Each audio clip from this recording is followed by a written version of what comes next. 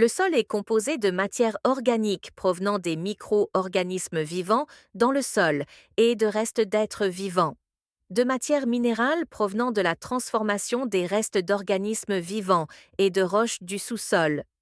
Les êtres vivants du sol, qui consomment les débris végétaux et animaux, sont des décomposeurs. Ils assurent la décomposition de la matière organique et sa transformation en matière minérale. On parle de recyclage de la matière. Cette matière du sol peut alors être puisée par les racines des végétaux chlorophylliens pour leur nutrition. On dit que la matière minérale est biodégradable, car elle est décomposée par l'action d'êtres vivants. Un décomposeur est un être vivant qui participe à la décomposition de la matière organique. La décomposition est la transformation de la matière organique en matière minérale. La litière est la partie superficielle du sol, formée de feuilles mortes, de débris de végétaux et d'animaux en décomposition. La microfaune est l'ensemble des animaux de très petite taille peuplant un milieu. Dans le sous-sol, on peut trouver la matière minérale avec au-dessus l'humus et le sol avec la matière organique qui se décompose. Il y a des êtres vivants, des restes d'animaux ou de végétaux qui forment la litière. La construction de bâtiments donne lieu à la destruction des habitats et la mort directe des environnements.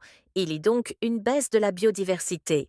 Il y a une modification du milieu, du sol, donc c'est un impact négatif.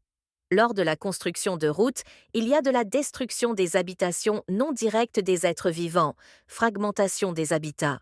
Il y a une modification du milieu, imperméabilisation des sols et du ruissellement d'eau, c'est donc un impact négatif. La création de champs de culture entraîne la destruction des habitats et la mort directe de certains êtres vivants. Il y a discrimination de la biodiversité. Il y a modification du milieu avec un appauvrissement et destruction des sols, c'est donc un impact négatif. Pour la construction d'écoponts et écoducs, il y a un passage en sécurité des êtres vivants et une préservation de la biodiversité. Il y a une reconstitution de passages couverts de végétation, c'est donc un impact positif. Pour la reconstruction des haies champêtres entre les champs, il y a une augmentation de la biodiversité, lutte contre les espèces détruisant les récoltes. Il y a donc reconstitution du milieu de vie, la terre est retenue. Il y a une atténuation du vent, c'est donc un impact positif. Pour l'agroforesterie, il y a une augmentation de la biodiversité et une préservation de l'environnement.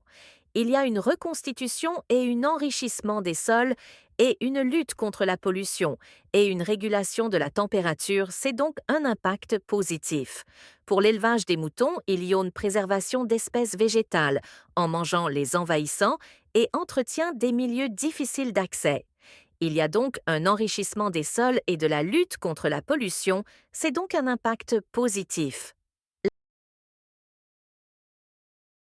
L'activité humaine est ce que font les humains lors de leur travail, au cours des aménagements et de l'agriculture, de leurs loisirs et de leur vie quotidienne.